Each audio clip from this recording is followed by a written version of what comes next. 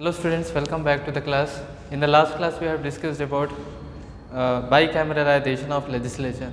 In this bicameralization we have discussed that powers are mainly vested in the control of both the houses. So upper house, in any country when there is two houses, that is called as bicameralization. If in any country there is only one single house, that is called as unicameralization. So this is main point. Next I will go forward children. This is parliamentary executive. So in parliamentary executive there are two executives. Okay, two executives we can find in parliamentary form of government. One is called nominal executive and real executive. Nominal executives are nothing but whatever the power which are given only for a namesake, that is called as nominal executive. So power which are given only for the namesake, such as in India we can find the powers which are vested under the control of president, that comes under nominal executive. And real executives means we can find whenever the powers which are under the control of prime minister, that comes under real executive. So here we can find parliamentary executives are mainly of two types. Okay, two executives we can find in parliamentary form of government. One is called nominal executive and real executive. In nominal executives we can find whatever the power which are given to the president, that is nominal executive. For example, in India president is a nominal executive.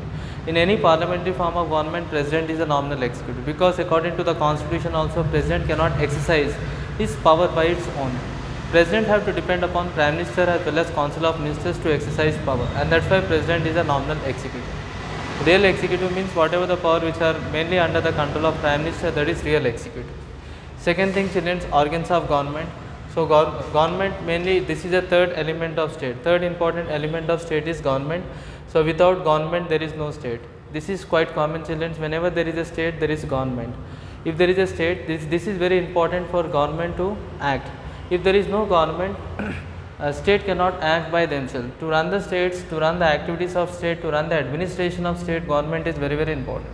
So both government and government, which is considered as third important element of state, population, sovereignty, even government, these are some important element in which government is a third important element. Government will fulfill the aims and aspiration of people. Children, whatever the aims and aspirations are there, demands are there, to whom the people will say? The people will say to government only. So we have three important structures of government. One is legislature, executive and judiciary. The first structure, that is legislature. Legislature, what they will do? The legislature will make the law. Second important structure is executive. Executive will try to implement the law. And third important structure, judiciary. Judiciary will try to protect the law. So these are the three important organs. One is called legislature, executive and judiciary. So legislature will make the law, executive will implement the law, and judiciary will protect the law. Now 41, if you see, this is the last question of your short answer. Separation of power. Theory of separation of power. Powers should be separated. Okay, powers should be separated among three organs. So here this theory of separation of power was proposed by Montesquieu. He is a philosopher. He proposed a theory and he explained this theory, which is called separation of power. So he have written one book that is called as Spirit of Law. In this book Montesquieu have proposed that powers of legislature, executive and judiciary must be separated. So Montesquieu have proposed that in three organs the government should work independently. So neither the legislature should interfere in the activity, executive should interfere in the activity of judiciary, or judiciary should not interfere in the activity of legislature. Each organ should check, misuse the power. Whenever each organs are there, they can check the power, but they should not interfere in the activity.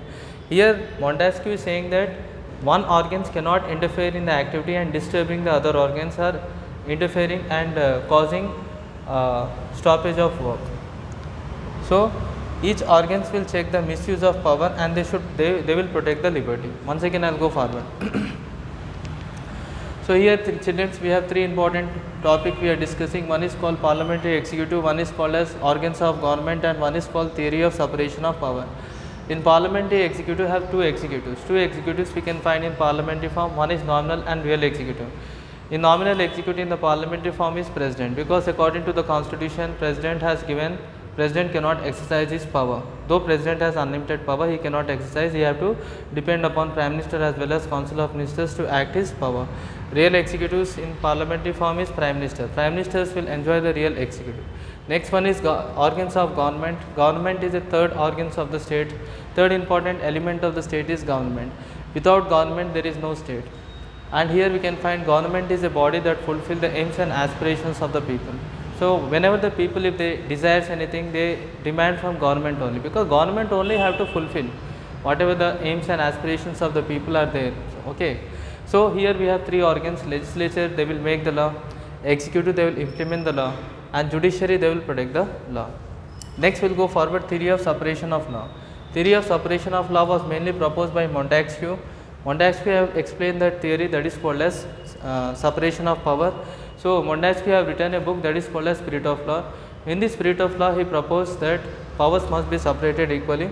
Okay, three organs where the government should work independently. So Montesquieu have proposed that legislature, executive, judiciary, in these three organs, government should work independently. No organ should interfere in the activity of any other organs.